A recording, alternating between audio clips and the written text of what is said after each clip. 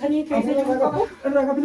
قربان جبت الرقم هنا جلادي ما جلادي هنا أنا كان أقول سنبيه أنا سنتو بيه تنسى خوي بالرأي هركزي جبي قديش يا خلنا بقنا بفتيا بريسخ يا والله بروكات انت أكمل تكلم وديسين دارا ومالتي بدو ما تسكاي يا بريسخ يا كراي هتي كون كون ياتيسه ترى بس تسين رافرته جولة سني راتن ياتش برجع جولة تكشف رافودو يوم تنودروا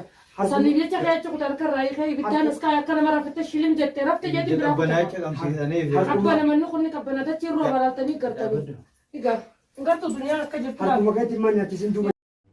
السلام عليكم ورحمة الله وبركاته يا شمار كفون جرتو ردفتون عشيتها انترتينمنت نجيني كيسن بدأ عمتك أشتي ردفتك هي قلتو ماشين جل أوري ماتين عتاتا وري حارة وتاتا ماتين تاني مو أرسينا ماتي تا أوري ماتي تنشير لايك جوتشون تجاتنا أكيد كيسن ما يجبيس سنين جل عمتك أشتي أرس وأنا روا ولتي ديبنه mucayyoon tuni ni maraatte jechuudha. Sababa maalii irratti maraatte biyya arabaa tana keessa hojjetti jechuudha. Biyya arabaa keessaallee biyya mallaqni isii gadi buutu biyya duutu Yemen keessan hojjetti. Jaarsa akkasumaanis jaarsa qabdi ilmoo qabdi jechuudha. Maalirratti maraatte ogguunaan jettanii yaarsisii ka'ee ilmoo biyya galfannee waliin hojjanna jedhee ilmoo isiitti suudhee biyya galchee erga biyya galchee biyya galee jedhee qabeenya isii akkasuma biyya namaa tana hojjattee mana ijaarattee waa godhattee abbaa namni abbaa manaa qabu kaa ilmoo walirraa qabu abbaa manaati jedhee garee abbaa manaa irraa bakka biraa waa kaatuun qabu isarratti hin jira jechuudha. Manni galeetiin deemee mana isii kana gurguratee isiin quban qabdu dalaguma baadiyyaa dalagdi jechuudha. Achirra magaalaa irraa deemtee baadiyyaa dalagdee dhufaa ji'a ji'aan dhufaa isa bira jechuudha. Jaadaa achi dalagaa ofiitti deebite. Gaaf kaan oduma akkas taatu waan dalaydee dhuftu isuma bira geessitu jechuudha. Ol ka'ee intal takka sanuu jaartii namaa jechuun intal takka jaalatee intaltiin nama biraa jaalattee abbaa warraati godhabanii dhukattee jedhan bakka isiin jirtu quba qaba jedhee jaarsisii jechuudha. Qaama harkaan isii qabee jiru kana jechuudha jaarsisiidha. Achi ka'eetiin nama bira deeme jechuudha. Nama san bira deeme intala saniin gaafa wal argan intalti wama feetiin narraa fudhuu nani minii nan geessin jaarsa kee jette jennaan achi deebi'eetu kaa isii jaartuma namaa tanaan nu deebi'ee wal jaalatan jechuudha osoo jaartii qabu. Gaaf kan dubbiin kun deemee isii tana bira ga'ee gaafa isii bira ga'ee jedhu isiin hojii irraa baateetiin dhuftee jechuudha. Isiin onlaayinaan fayyadamtu yuutuuba argitu bilbila harkarraa isaa maan bilbilanii namni itti hime ol bayii waan jaarsi keetti jiru yuutuubii irratti argii waan akkanaati onlaayina gubbatti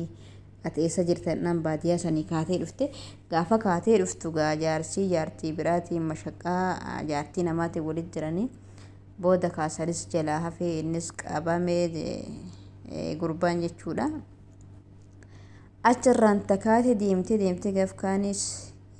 isiin qabeenya ofii kana ni qaba seetiin qabdi seetii gaafa qabeenyi kiyyamee maallaqni kiyya keemee as fi'i jettu gurbaan fixeera qabeenya mana biyyaatis gurguratee maallaqa isiin itti ergitus fixe gaaf kaan isiin kamaal taate kan maraattu taate jechuudha. Isiin achi baqattee mana firaatitti galtee jechuudha. Abbaa lammii moo ilma adeeraa ollaa firaatii natti fakkaata gurbaan qaalittiin bira jirtu tun tahidhaan gajjette tun jechuun mana isaanii turanii. Mana isaanii turte hanga isaaniinillee ilmoo warraa jalaa fuudhee jaartii tiyya yookaan mana naaf deebiftan malee ilmoo san gara seeraatii wal barbaadanii akkasittiin wal hedduu walirra hojjetan jechuudha. Ilmoo deebisee ka'ee booda nama biraa qabee fuudhee nama sanis hidhee shiftaadhaan jechuudha caccabsee waan akkas waan baay'ee irra wal geessaa turanii amma akeera irratti maal taate isiin maraattee keessaa utaalte jechuudha. Shamarran keenya immoo rabbi sinaa eegu wallaahi qabeenya ni argamaa waan mataa keessan qabeenya irratti hin deebisinaa. yoo wanna ta'ellee jechuudha immoo jaarsa kenna jettaniillee namaan amanina amantanii wama hunda gara isaatiin deebisanaa maal jennaan waan takka maatiin keessan beekuu qaba yoo abbaa manaa keessanii biratti illee waan godhattan waan san isaan beekuu qabanii moo waa godhattan maatiin keessanis beekuu qaba waan san isiniif taqoxaaxaruu qaban jechuudha yookiin laaluu qabanii wanti sun akka hin banne ustaniituma dhiiruma bakka argitanii jaalattanii gaafa faanaa wanna jettan wanni isin dalagattan dhiiga keessan jessitanii mana namaa keessatti danfitanii fuuraa meeqa arraba meeqa dandeessanii ulee meeqa dandeessanii mana namaa keessatti hojjettan dhukkufachaa dadhabaa akkasitti dalagdan san booda ka irree qabututti akkasitti itti jiraata jechuudha akka fedhe nama godheetiin wallahi rabbi keeriyaa godhu dhiira kennas rabbi haa qajeelchu nus rabbi isaaniif haa qajeelchu wanti akkasii hamaadha an dhaamsi kiyya immoo dhiira bakka hin beekne dhiira gara hin beeknes hin jaalatina dhiira maatiin keessanis hin beeknes hin jaalatina immoo nama takka itti heerumtaniis gaafa waliin bultii eegaltanii waa ijaarachuu deemtan maatiin keessan beekuu qaba waan san keessa maatiin keessan jiraachuu qaba maal jennaan akka fedhetti ufii akka fedhe gochuu hin danda'u jechuudha gaafa san feenyaan ufiitiin akka fedhe godhuu hin danda'u waan san maatiin keessa yoo beeke maatiin keessa yoo keessa jiraate waan san harka qabuu danda'anii jechuudha fakkeenya mana yoo taate mana inni gurgurachuu deemu san maatiin keessa harka qabuu danda'ani gaafa yoo bittan maqaa keetiif maqaa abbaa keetiitiif maqaa jaarsa keetiitiin biti gaafa yeroo bittu jechuudha achi keessa jechuudha dhuunfa gurgurachuu hin danda'u booda inni akkasii akkanatti mataas dhabdee qabeenyas dhabdee maraattee jechuudha amma maraattee kunoo mana maraattota nurraa geessaa jechuun jiranii daaraa ibidda jisitee ama kutaa kana keessatti ibidda jisitee rifeensaa fi maal ofirraa fuutee kunoo qullaa akkana wanna jechuun jirti jechuudha